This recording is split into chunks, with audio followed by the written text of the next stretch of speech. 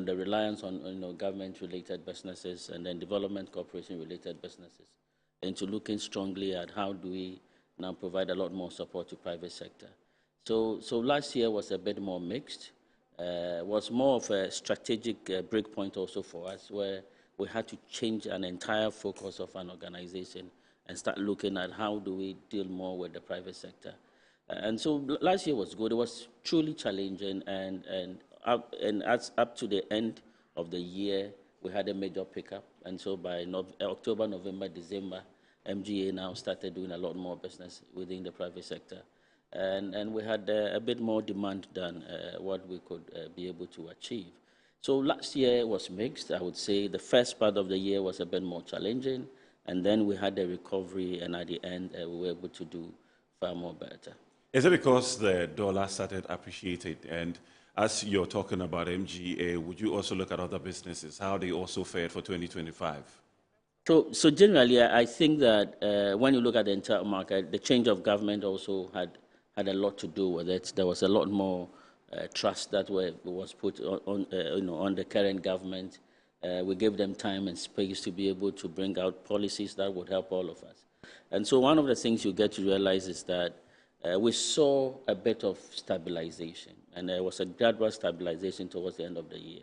One of the things we were watching was half year, and we thought that, let's say they come in, everything is held on, no expenditure, and we were expecting the government to start spending, July, August, but they held on, and then they held also the dollar, and as we were ending the year, you saw the dollar, the CD appreciating against the dollar, and for business community that is good.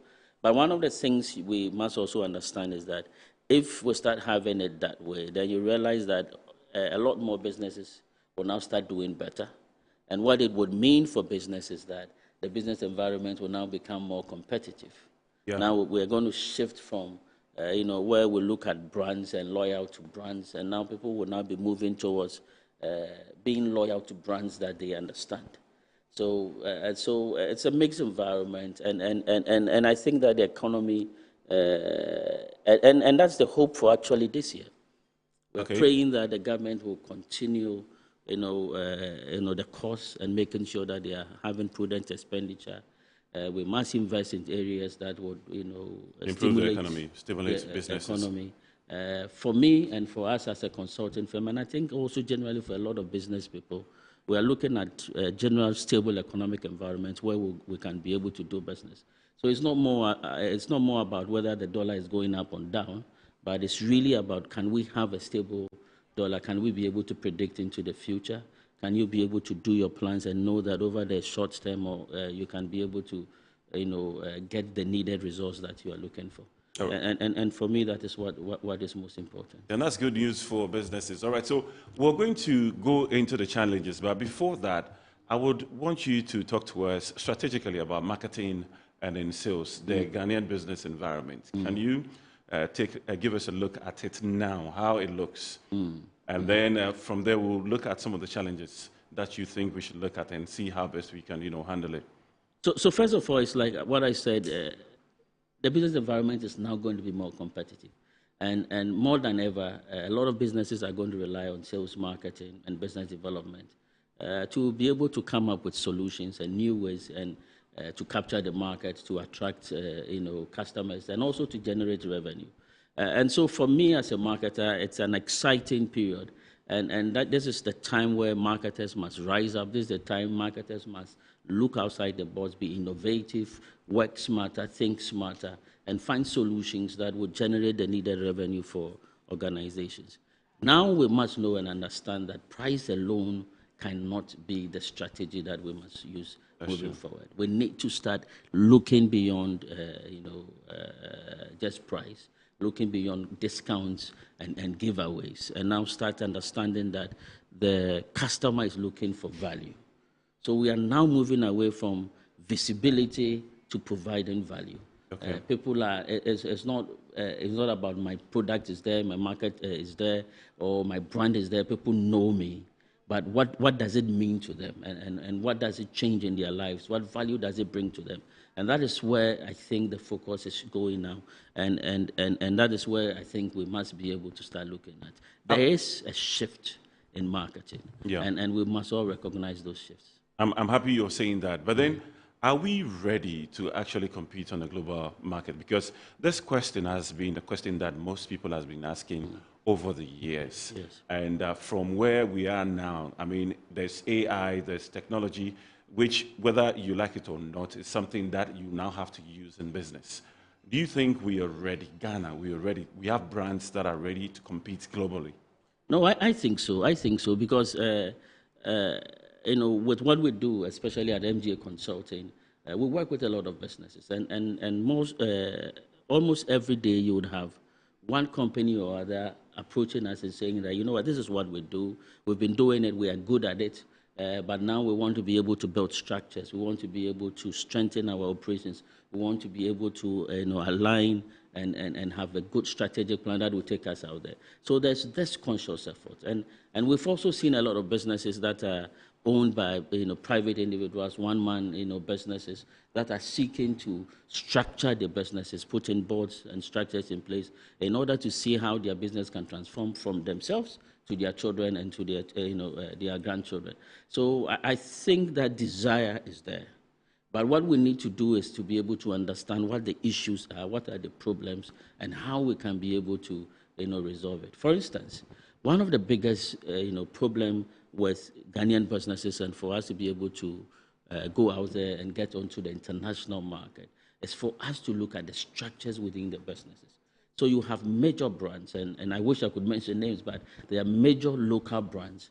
But when you go in there, one of the problems that you have is structures, processes, and systems. We really do not put those structures in place. And it is one of the things that I think businesses must start looking at. How do we build processes that can live and outlive the owners of the business? That is one key thing we need to look at. Another thing too that would also help when we are looking at can we go outside is what type of sales and marketing are we doing? And are we aligning sales to marketing? And how is the sales marketing aligning to the corporate vision? Where does the company wants to go? The other thing, and that's one of the things that we pride ourselves as MGA Consulting, we say that we are indigenous firm with an international outlook. So as we build and try to maintain our Ghanaianness, we must also understand that we're playing within a local, an international market. So how do we conduct ourselves? So what are the values, the cultures, and the things that we hold dear, but are also more valuable when we are looking at the external market? So we need to start looking at that. One of the things also you find is that a lot of Ghanaian businesses, we assume what the customer needs. We don't go out there, we don't do research, we don't go to the customers and find out what they want us to do for them. Or what we can do better for them. What we can do better for them. It's more of what do we think they need. And once we start looking and shifting away from doing what we think they need, and we start investing, and we need to, and that's one of the things we don't do. We need to invest in customer research, customer insights, go out there, speak to them, let people interact with the product and give us feedback. And we use those feedback now to enhance. That is when we can start producing products. We can start, delivering services that can match and also stay in the international You're an market. expert and also a trainer. Do you think it is lack of education? That is why people are not, or organizations are not building the right structures that would also help them to grow and then meet, international standards? I always have been talking about the fact that we need to understand where we are as a country. We're growing, we're developing. And so I think that sometimes we should just not get up and say we are measuring ourselves with the international community. Yes, we play within a global market, but some of them are way ahead of us. I think it's a matter of time. It's a matter of realization. And if you look at the old generation and the current generation is doing everything possible. They are investing also in their children and in the next generation to see their business live beyond them. And truly, we are seeing businesses now that are going beyond the founders and are growing stronger. So I think that, yes, we need education, but we should not beat ourselves that much. We need to understand that it's a gradual process. We're coming to that realization. One of the issues I've found is also those that must hand over now are part of the old school. And therefore, the new school must start also understanding that the transition process is not just a one-off process. The change process is not a one-off process. And therefore, we need to take our time to start educating and creating that need.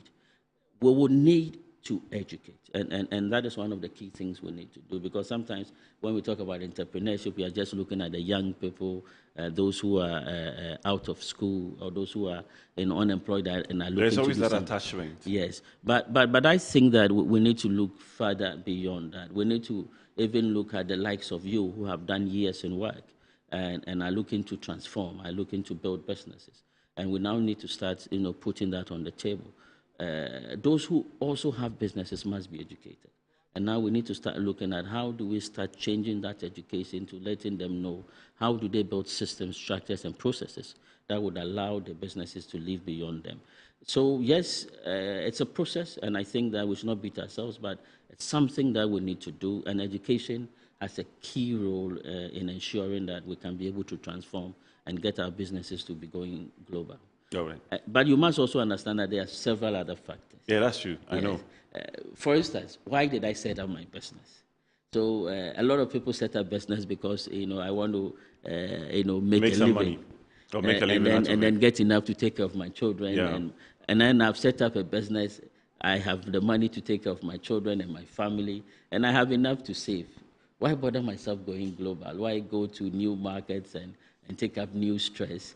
And now everybody's talking about work-life balance. So that also, for instance, will hinder people to say, okay, let me go through the outside market.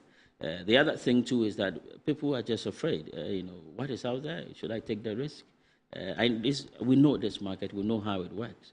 So why should I move out and go? 3 years ago, I went into the Nigerian market. And interestingly, I did so well. And then I got a major business here in Ghana. And then the question was that, why bother myself in Nigeria when I'm making the money here, in Ghana? So there are a lot of factors also that would come to play when we look at why people are not going global. Let's look at marketing and sales strategies that you think currently are things that companies or organizations need to quickly imbibe in their organizations so that they can start to generate revenue. And that's an interesting question. And I remember when we were looking at our strategy for 2026 as an organization, we were looking at the functional areas and what is it that they are going to do for 2026. And the question then was asked, so as CEO, as lead consultant, what will be your role within the organization? And there were 4 key things that came up that we need to, my team said, okay, this is your role.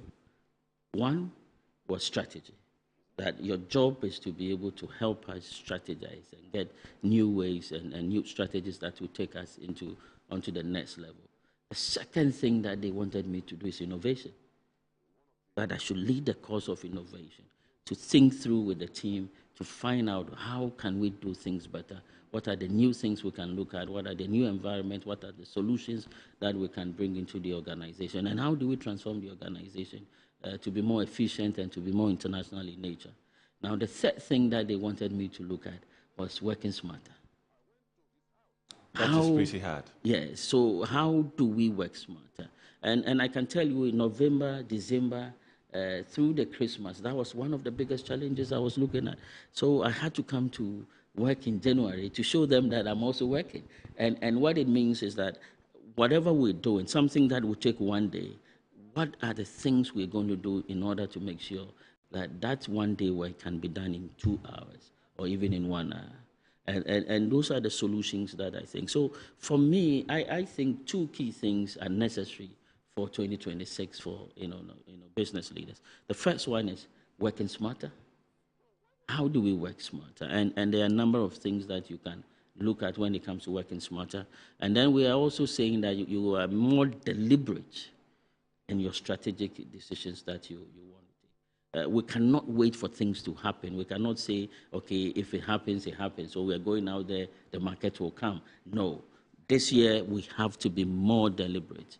We have to be more intentional about what we want to do and find smarter, solutions to that.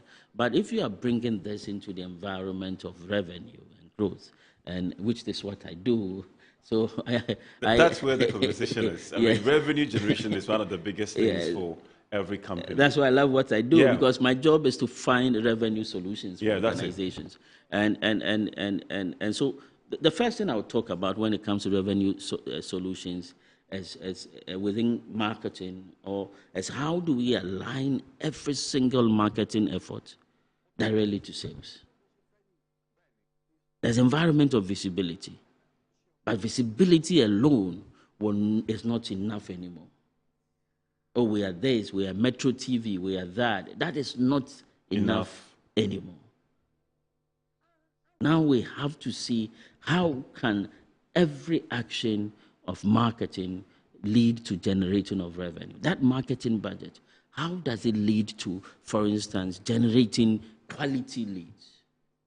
How does the marketing effort support sales conversation? So before I come and have a conversation with you about MG Consulting or about Metro TV, there's a bit of information and understanding that you have of the quality that we bring to the table, of the solutions that we have been able to offer to other people, and the potential that we can help you generate the revenue. And then also we're looking at how do we align marketing to sales in a way that we can be able to convert all our marketing effort, the investment in marketing into sales. That is the first thing we must look at, aligning marketing directly to sales.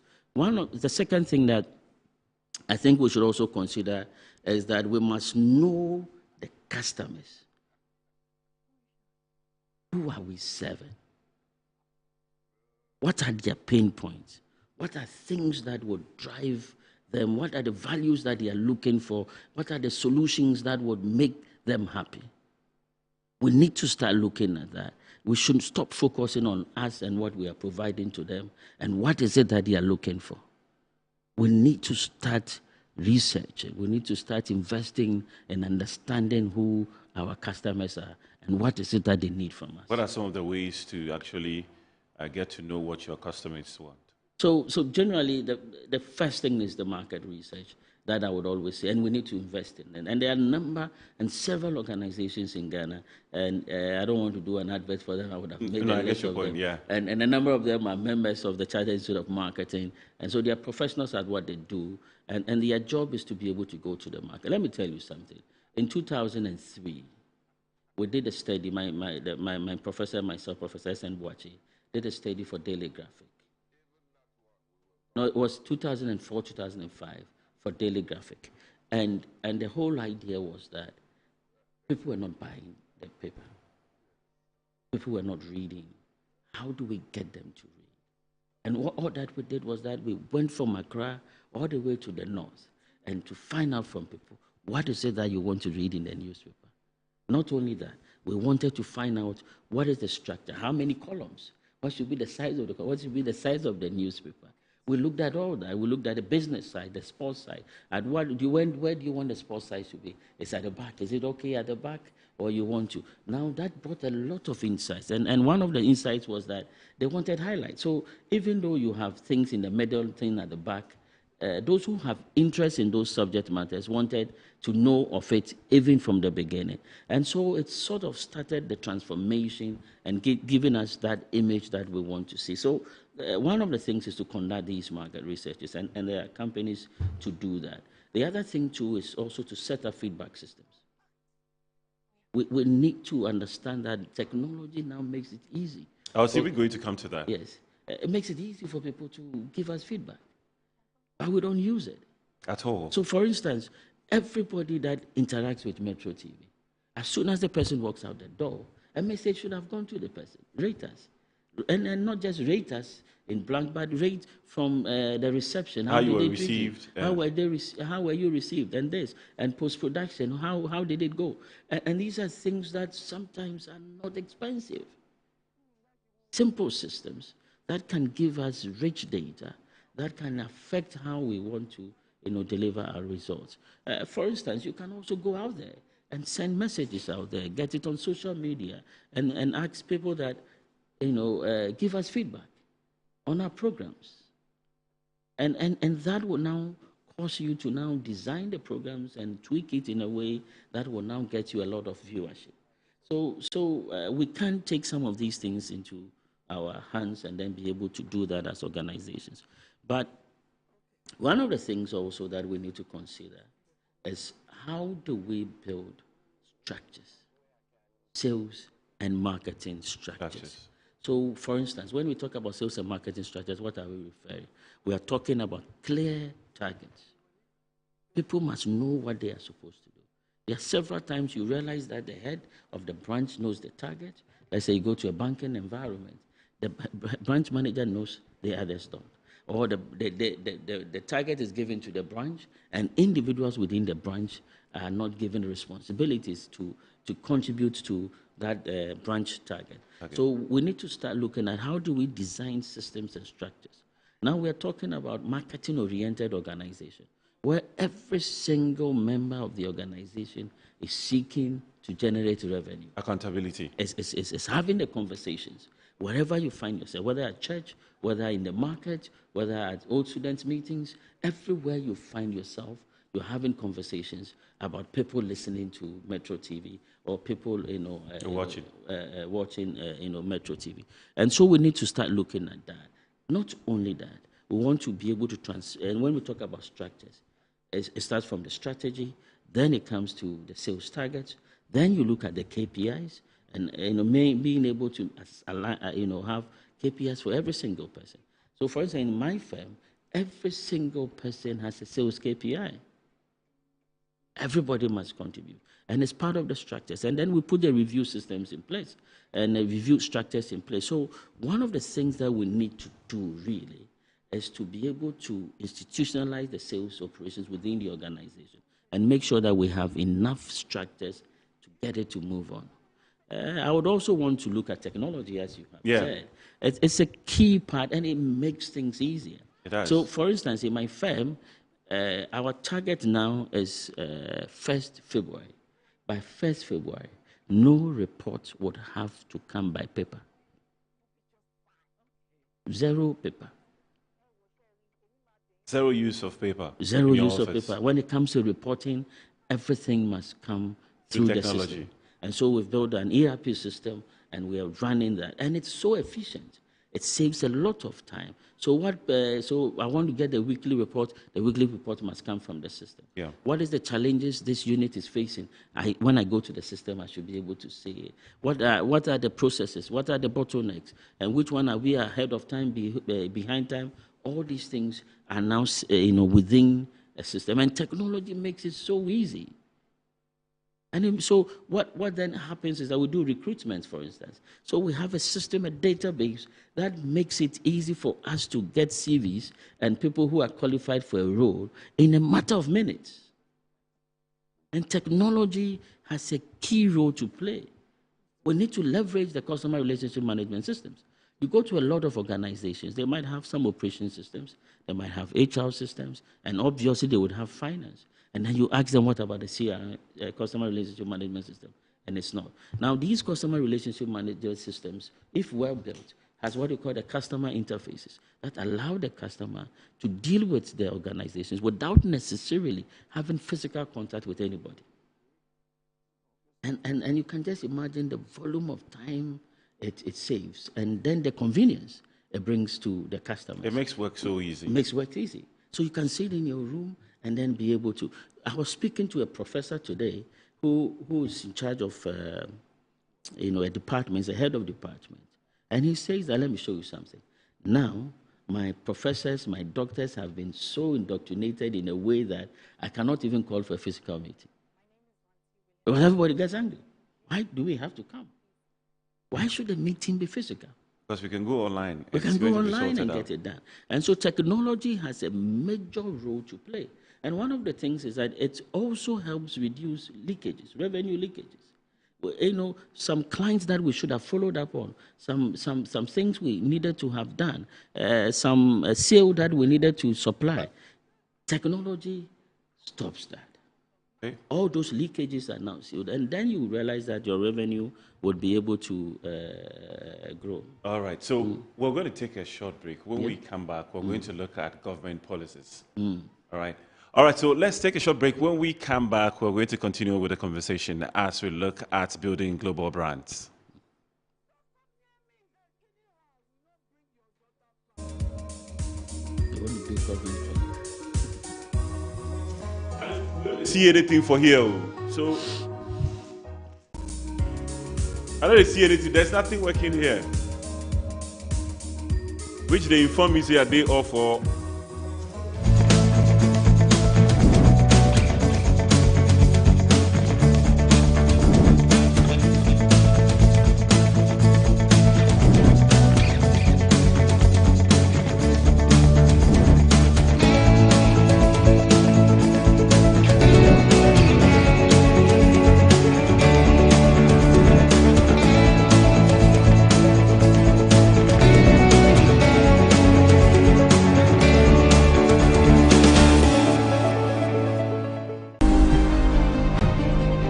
Never throw rubbish or waste in the sea and rivers. Our water bodies are sacred. Let's protect them. Don't wait for others. Start cleaning today.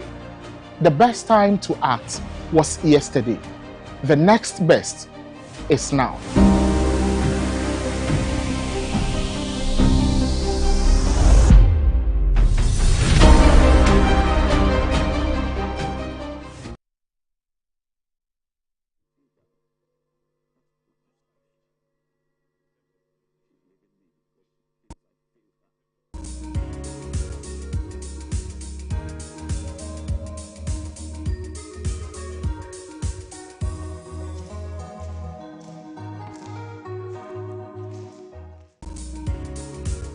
Welcome back to Bottomline on Metro TV, and we're looking at building global brands, and we're taking a look at the impact of strategic marketing and sales. And we're talking to the CEO of MGA Consulting Limited Ghana, and also the president of the Chartered Institute of Marketing Ghana, Mr. Michael Abiu. We're going to continue the conversation as we look at government policies, the implementation of it through marketing and sales.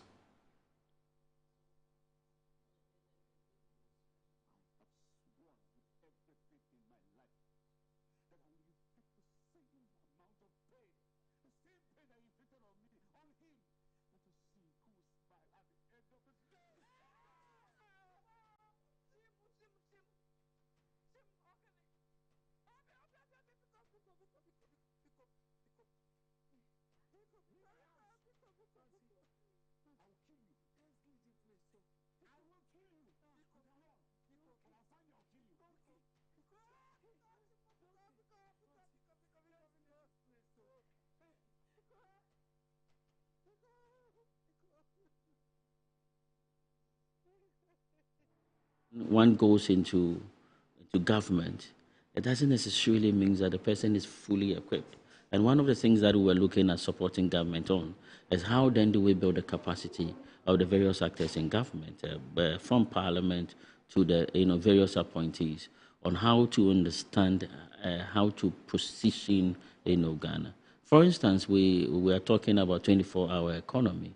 How do we sell that 24-hour economy? Not only to us here as Ghanaians, not to the private sector to want to invest within the 24-hour economy, but also to the outside, business community, international business environment that would want to bring money into Ghana to come and invest in this whole 24-hour economy. And we think that marketing has a key role to play. One of the discussions we had is the whole agenda of the brand Ghana. And we seem to have an agreement on the Brand Ghana agenda that going forward, we don't look at Brand Ghana as a political activity either from NPP or NDC, but we look at Brand Ghana from the professional perspective. So Brand Ghana hopefully will now be sitting at CIMG, so that regardless of whichever political party is going to come, we design one agenda and we are able to prosecute that agenda to brand Ghana out there. And to that effect, CIMG is forming a Brand Ghana Council, where we're going to bring all the necessary actors in place under also the purview and close relation with government, and to be able to repackage Ghana and be able to present Ghana to the business community. First, I always look at the business community here in Ghana, because we can generate and we can invest into our own economy, and also the business community outside. The other thing too is that there are a number of state institutions, and you have state boards, and a number of them, if you take Ghana Publishing, Ghana Cylinder, and several other state institutions that are commercially aligned in terms of they are producing products or services that we must be able to market it out there. Even ECG and how it communicates. Now you have Ghana Revenue Authority saying that they want to be more closer to us. They don't want to be a police on the taxpayer, but they want to work with the taxpayer in order for them to be able to generate the revenue that they want. And that comes to customer service, client relations, and these are things that we believe that the marketing environment, the marketing profession, and Chartered Institute of Marketing Ghana can be able to support, the government in achieving that agenda. One of the things we need to communicate is, why should people pay taxes? I think we should do well to communicate in that area, because it's a very big problem for entrepreneurs also. People are always being taxed, and probably you try to start a business, and then the next thing you know, you're being taxed, and you've not even gotten anywhere. So I think that issue has to be addressed. No. So we believe that a lot of these problems can be solved when we create that environment where we can have dialogue. We create that environment where we can communicate the true essence and the use. One of the things that we hear that the current government is having goodwill, and the reason why people would support it is because they see things happening. Yeah. But there are a number of other things that is happening that the people are not aware of, because we allow the politicians to control the narrative and the conversation. For instance, take the 2026 budget. There are so many implications within that budget for the business community. Who is communicating that? Aside the flammable political conversations that they are having, there are key issues that business people ought to be able to understand. The full implication on taxes, the full implication on some policies and procedures, the full implications of some restructuring in some agencies on the business community. These are things that we need to start looking at. For instance, before we started this session, you had the Bank of Ghana communicating the new agenda for the microfinance sector. How many people know about this? And that is where we believe that marketing plays a key role. So even within the state institutions, we need to look at how do we market them? How do we send the information? How do we package it in a way that people can understand? What are some of the biggest challenges when it comes to marketing and sales? Maybe about 2 or 3 that you think, if you look at Ghana particularly, that's what is happening here. Because, from what you're telling me, and even with government, there are a lot of things that are rolled out by the start of every year, but then the truth of the matter is a lot of businesses and individuals that are running businesses don't get to understand them properly. No, the first thing is valuing, and not only government but organizations valuing the role of sales and marketing within the organizations. First of all, when it comes to private sector, it's the lifeline of any organization when it comes to generating revenue. And for me, I'm a revenue person, so that is one key thing. But the other thing also is the numerous other things. So you have the areas of PR, communication, business development, and several other areas that we need to start valuing the marketing role. We need to understand that it is very critical for the sustainability of the business. And that's the first thing. People must have that clear understanding of what marketing does for their business. Because mostly we think that marketing is just, or just going to buy an advertising space on radio, or going to buy some, rent some billboard spaces. No, no, no, no. It is a more strategic tool. It even affects, and I was watching one scientist, and he was asked what was the most important thing for a business, and he says engineering and marketing, and that marketing should be even recruited before engineering. Why and so? and people saying that. So the question was, don't we need a product for them to sell? And then his question is, who are we selling to? What product are we selling? It's the marketers that must tell us what product the people are looking for. What solutions are they looking for? How do they want that solution? What is the need on the market? And that was his argument. And this person was an engineer with a clear understanding of what the role of marketing is. And for me, it's one of the biggest challenges. And once we start knowing and understanding that, then we'll start paying attention and investing into the marketing, profession, or the marketing role, and it basically enhances our business operations. 2026, how do you think businesses are supposed to use sales and marketing to generate revenue?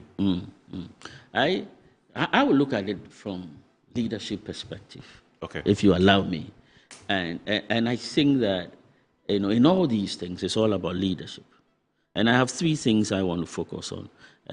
Whatever that the CEOs or leaders of various businesses in Ghana want to look at, the first thing they want to look at is whatever you want to do, it must be simple, it must be focused, and then it must be execution driven.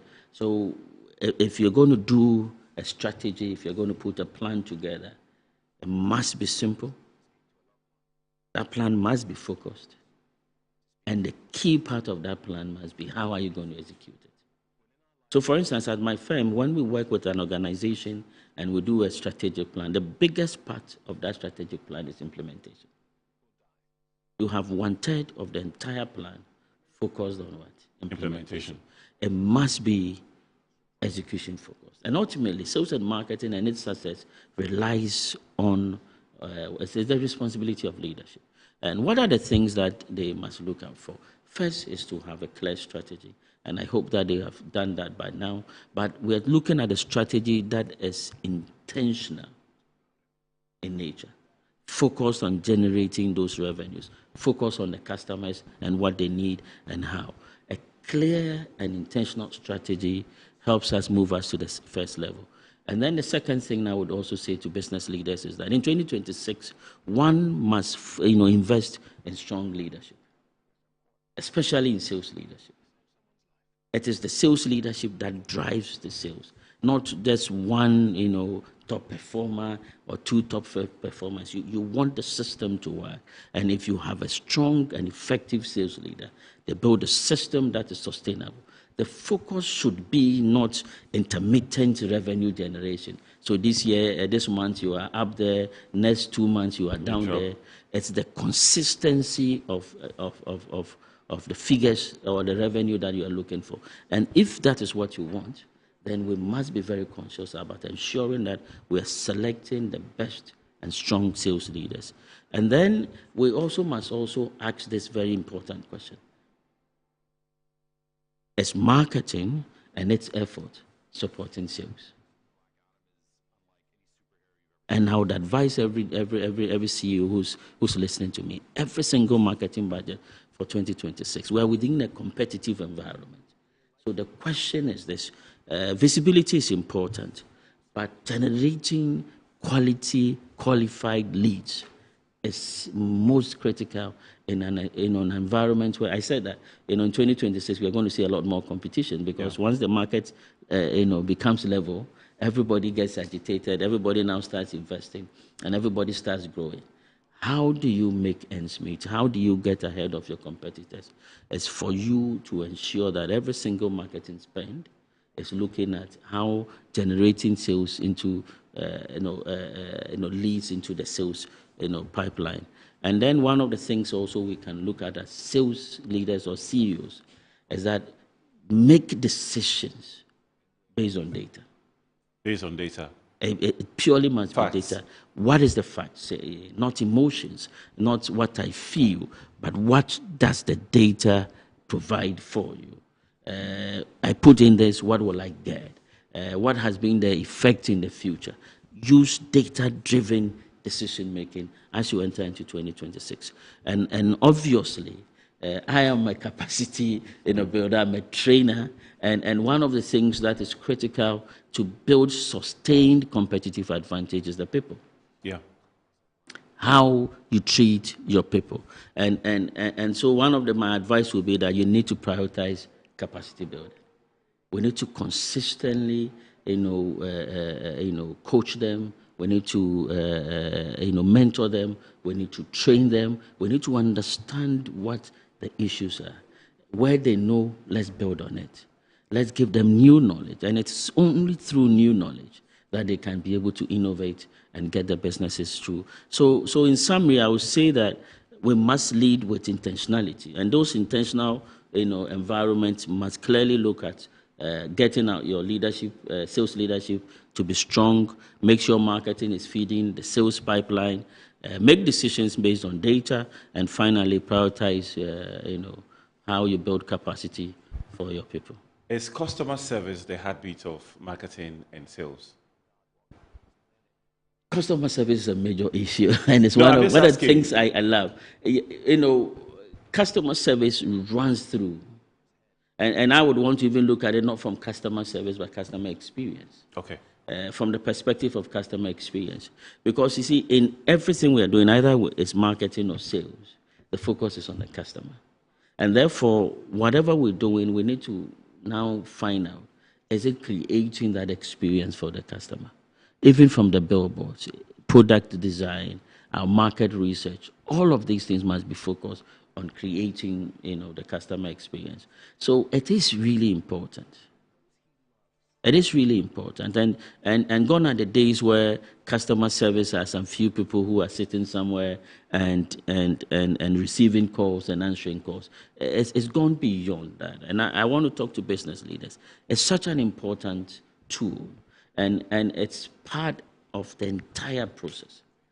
So now we have customer service people or customer experience executives that are part of the entire design of the product and service. And therefore, they will now make sure every single touch point between the customer and the organization creates the experience that the customer would value in terms of their relationships. And so it's utterly important. Let's talk about CIMG 2026. Yes. What should we expect? So CIMG 2026, one of the biggest things that I'm looking out for is for us to grow our numbers, and it's one of the major things that we're looking at in 2026. We want to reach out to people like you that are part of us, but are on the sidelines to come in and let's build a reputable profession. For us as communicators, for us as journalists, PR experts, salespeople, marketers, business development, digital marketers, that is our environment. So we're going to have a lot more engagements. We're going to meet with people like you, and we're going to sell CIMG to you. We're going to meet customer service executives. We're going to meet heads of sales and marketing, heads of distribution, across the various professions and the various environments. So there's going to be a lot of engagement. One of the things that we hope to do is to ask you and to ask our members, what is it that they want us to do for them? What do they want their institute to be like? And so that we can be able to create that experience, because our main focus is on the members. We are going to have quarterly engagements with the entire membership of CIMG, and we're going to tell them what we're doing, where we're going, and how they want us to. Is there any business model that have been rolled out for this year for all of us? I mean, since you're expecting all of us to join and to participate in growing CIMG. Yes. No, CIMG is looking very attractive now, so it's very unfortunate. If you are out there, you should be, shaking, because it's getting exciting. Now, what we did was last year when we took over, we rolled out the Agenda 5/5 that looks at various areas. Membership growth is one of the things. Professional development is one of the things. For instance, this year we are hoping that we can have our first marketing conference here in the country, where we can bring various marketing professionals together for us to discuss the future of marketing and how we can enhance our profession. And so we're going to have that also. We're looking at also being able to come up with a newsletter where we can have all of us, being able to write and be able to, talk about the things that are happening within the environment of marketing. There's a huge agenda, and currently we have almost about 7 committees. So currently we are shifting the focus of CIMG from being run by just the executives and then the secretariat to look at a more committee system where we have a lot more involvement from membership as to how they want the institute to be and to look like.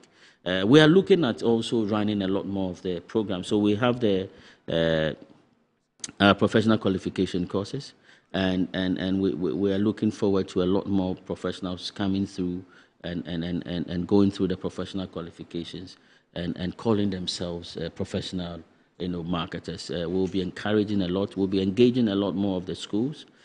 Catch them young, they say. That's what we'll be engaging yeah. a lot more of the schools to introduce the marketing profession to them and get them to start whilst they are in school. And we'll be taking it to them, at a very reduced rate so that a lot more of them can be able to be members and to be professionals. One of the things we are seeking to do is to do a job center at CIMG where we are going to connect the various marketing roles that are available on the market to the professionals within the CIMG fraternity that are looking for move or are looking for placement within the various areas. Like I said, we need strong marketing leadership in 2026. And therefore, when you say that I want strong marketing leadership, where should you go? And CIMG must be, the focal area you have to be. And lastly, one of the things we are looking at is a stronger partnership with government. Last year, we had a number of discussions with government. We want to see chartered marketers sitting on state institutions that are commercially driven so that they can be able to share expertise and help build Ghana as we want to do. Let's talk about MGA. Do you have any, all right, so do you have any strategies in terms of marketing and sales for other organizations and individuals that would want to be part of you this year? No, this year it's exciting. We're finishing up our training center this year, so hopefully by February we should be able to launch the training center. It's going to be one of its kind. We have a 30-seater, 50-seater training room, ultra-modern training rooms that we are going to put. So it's going to be exciting. But we have an entire, training program, for instance. So we have 5 academies in our MGA training center, what we call the MTC Center. And the MGA Training Center has what we call the Sales Academy, which is very important. That's the first of that we did. And it has a whole bouquet of various sales solutions from, sales leadership trainings to relationship selling trainings, to mastering the art of selling, to what we call lead generation and prospecting trainings. So a whole bouquet of training courses. When it comes to sales solutions, then MGA becomes where you want to come to. If it comes to revenue solutions, then that is where you come to. MGA also has what we call the Entrepreneurial Academy, where we do a lot of training programs and support for various entrepreneurs out there. We've worked with various entities and implementation agencies to do a lot of entrepreneurship programs for various organizations. So 5 trainings, 5 academies. We have a leadership academy where we do a lot of leadership trainings, and we have a whole bouquet of that. And if anybody is interested, once they go to our website, they would be able to see the programs that we have. But we need to also say that MGA is just not capacity building. MGA does a lot of research and strategic document support for various organizations. So we help in setting up organizations, we help in turning around organizations that are struggling, organizations that are doing well, that want to go to the next level when it comes to their revenue solutions. Also, we help them through strategy, sales and marketing plans, corporate plans, business plans, and then we help also develop what we call the standard operating procedures for various organizations that is seeking to, build structures within their organization. So we provide varied, You provide solutions. value. That's what you do. Yes. Thank you very much, Mr. Michael Aviu. Thank you so much. And I'm grateful for having me. Thank you. All right, so Mr. Michael Abiu happens to be the CEO of MJ Consulting Limited, Ghana, and also the president for the Chartered Institute of Marketing, Ghana. We've been talking this evening about building global brands as we took a look at sales and marketing, the impact that it has on your company. Thank you very much for joining us for today and the first episode of Bottomline on Metro TV 2026. Definitely next week we're bringing you another wonderful edition. My name is Nana Kwesi. Continue to watch the rest of our programs.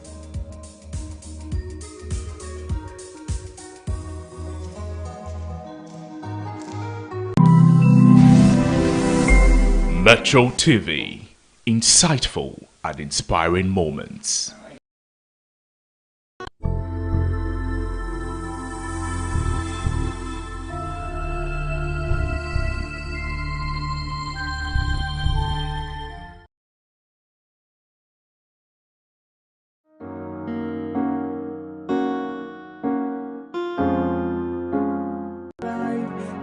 You're not serious at all. Ellie, the lectures today was like, second class. I'm not even prepared for it. This second class, I'm even tired already. You have no choice. You need to be there now. Why was her face like that? She looked like one cartoon from Disney family. Helen. Dara, you no get joy at all. See the way you confronted her, take her back. She never saw that coming. Yay!